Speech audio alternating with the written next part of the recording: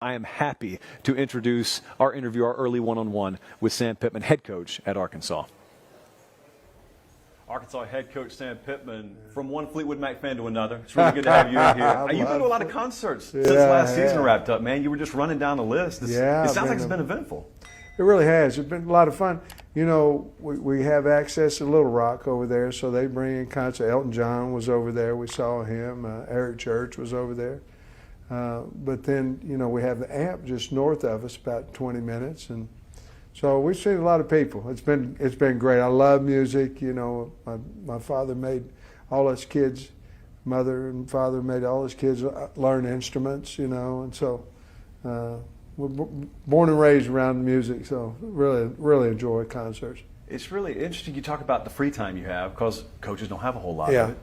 And one of the biggest talking points in the sport right now is how the college football calendar is out of whack, and how the assistant coaches, they're recruiting 4 classes simultaneous. You got to worry about the portal, you got to learn NIL.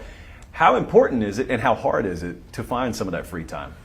Well, I make our coaches, you know, I tell them this is when you're out of the office and you have to be out of the office.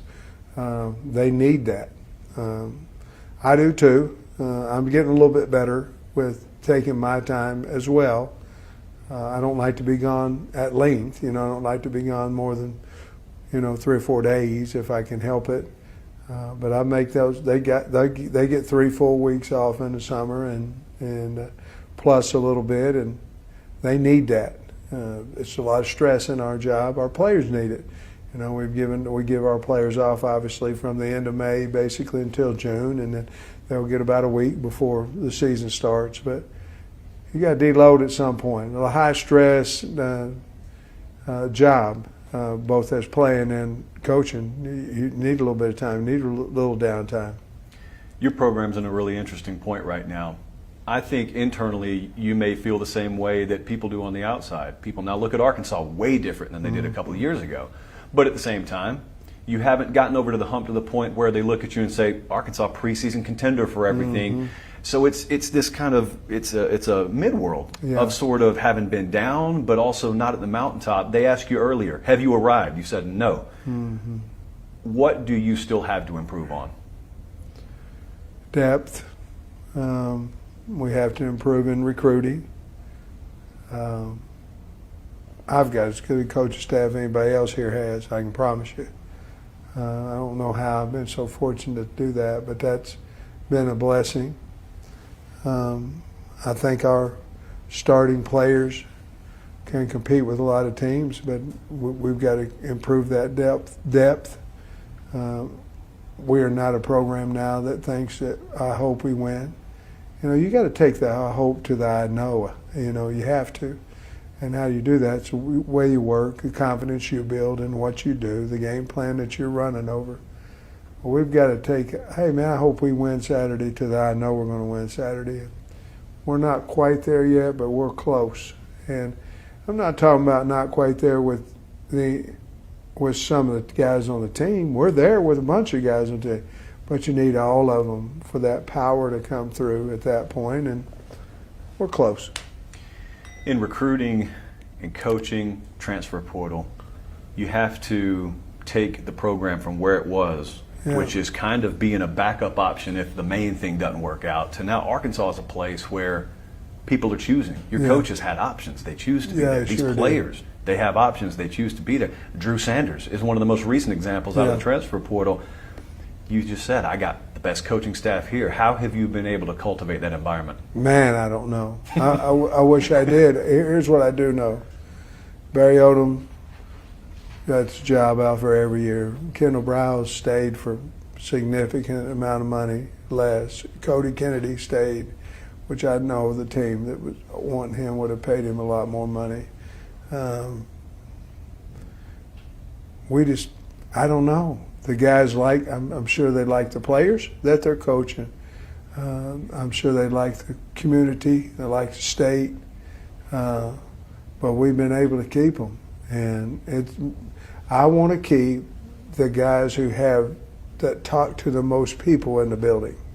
That's your strength coach, your special teams coordinator, your offensive coordinator, your defensive coordinator. Then you start running down the line. The next one is your offensive line coach because he's handling about 20. I want to keep those guys. If I want to keep them, I want to keep them. The university has stepped up and said, okay, we're going to keep them if that's what you want to do. I think that's what helps our football program. We can go out to spring ball. We can go out. I guarantee you we'll go out to fall camp. We'll be hitting on all cylinders early. There's no new terminology. There's no new people. I mean, there's a new secondary coach, new defensive line coach in Deke and Dominique, but verbiage, terminology, expectations, we've already went through a spring. Turnover can be healthy.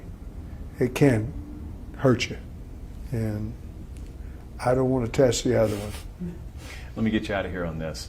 When you look at this year's team, you've gone through spring, summer conditioning's happening right now. You're about to open fall camp. What are one or two areas that you think about the most as needing to find something out about in fall camp? 3rd and 1 on offense. We've got to figure out a way to convert that. Wide receiver group, what are we going to do? Who's going to step up there for us? We have the capability. Who's going to be it? What are we going to do with Malik Hornsby? You know, he needs to be on the field. He doesn't win the quarterback job. He's got to play. He's got to play wide receiver. Who's going to be that pass rusher? Who's going to be that defensive end that comes out? Is it Landon Jackson? Is it Williams? Is it who is it? Dominic Jordan, Dorian Gerald coming back? Who's the guy? Eric Gregory? Who's that guy? And then can we play man-to-man coverage at the corner spot? And I believe all those answers will be said. Yes, we can find. Yes, we can find. And yes, we can cover it at the corner. But those we have to find out. Sam Pittman, a privilege. Thank you for joining us. My pleasure. Thanks for being good to me, man. I appreciate it. Sam Pittman's awesome. I really wish you guys could be in the room when he walks in. We had to stall because we had to delay the start of the interview because he insists on shaking everybody's hand. He's walking down the hallway here where there's just water available for everyone. He said, y'all need some water? I got some water over here, and started filling up water jugs for everybody. It's very easy to see once you're exposed to him what they see at Arkansas.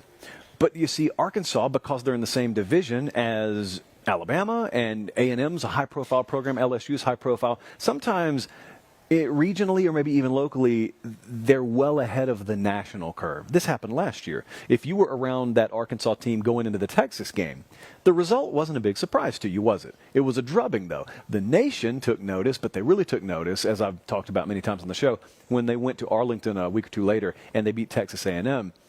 But I remember being around the team, and I remember how they were very jubilant, and it was kind of an outpouring of emotion because they got over a hump they wanted to get over. They weren't surprised, though. Nobody was surprised. The fan base wasn't surprised. They were happy, but they weren't surprised. The nation was, because you didn't know that Arkansas had that in them. The nation's also been surprised, as he mentioned there in the interview, to see guys like Kendall Briles with options that would pay him more staying at Arkansas.